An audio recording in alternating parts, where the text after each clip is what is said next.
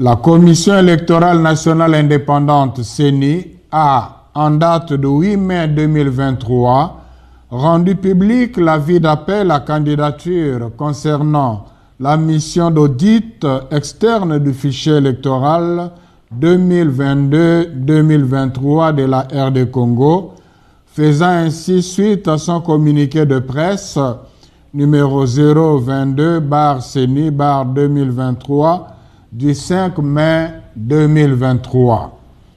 La MOE SENCO SCC rappelle que la constitution d'un fichier électoral fait souvent objet de multiples controverses dans la plupart des États d'Afrique. En RD Congo, les opérations d'identification et enrôlement des électeurs n'ont pas échappé à cette réalité au regard des conditions dans lesquelles elles se sont déroulées et les prises de position de certains acteurs politiques et ceux de la société civile. L'audit externe d'un fichier électoral fait partie des bonnes pratiques électorales. Beaucoup d'États africains où il y a méfiance entre les acteurs politiques et le déficit en confiance du public au processus en font recours. Il est normalement conduit par une organisation ou un organisme indépendant sélectionné dans la transparence conformément au principe d'avis d'appel à candidature et au cahier des charges de l'organisation électorale. L'audit du fichier électoral a permis à plusieurs États d'obtenir un consensus autour des listes des électeurs et de restaurer la confiance du public au processus électoral ainsi qu'aux résultats qui en ont résulté, ce dont la CENI et le processus électoral en RD Congo ont besoin aujourd'hui. Le point 17 de l'appel à candidature de la mission d'audit externe publié par la CENI indique clairement que la centrale électorale va recruter des consultants qu'elle-même va organiser pour conduire l'audit du fichier constitué par elle-même, la CENI. En outre, le point 14 permettra à la CENI de censurer la méthodologie de l'audit. Elle doit la valider et les rapports qui en résultera, elle doit l'approuver. Ces dispositions sous-évoquées sont par ailleurs en contradiction avec une autre du point 17 qui voudrait qu'aucune partie prenante ne soit en situation de conflit d'intérêts.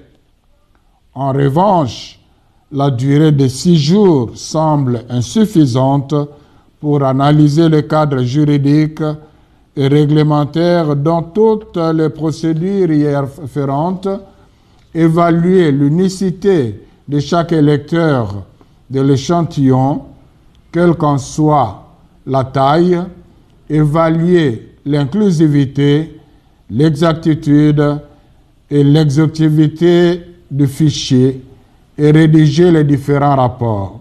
Il ressort de ce qui précède que l'équipe qui sera mise en place par la CENI ne sera pas indépendante et son rapport pourrait être orienté ou manipulé.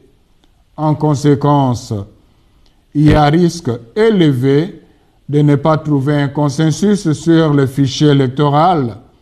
La méfiance entre les acteurs politiques va être renforcée et la confiance du public au processus électoral va de plus en plus se détériorer. In fine, la crédibilité du processus électoral et des résultats qui en résulteront sera de plus en plus entamée. La MOE SENCO SCC prévient la CENI et l'ensemble des parties prenantes que si le processus d'audit externe du fichier est mené comme tel, il y a lieu de craindre la radicalisation du doute sur la sincérité du processus électoral et créer ainsi les conditions de contestation des résultats des scrutins attendus. La CENI aura ainsi manqué une des bonnes occasions pour crédibiliser ce processus.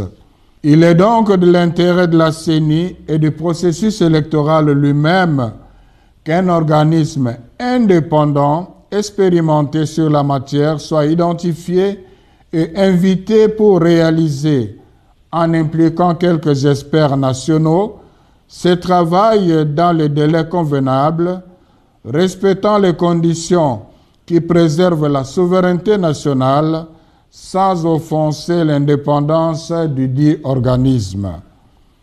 La MOE SENCO SCC annonce la publication de son rapport final sur l'inscription des électeurs pour le lundi 15 mai 2023 prochain.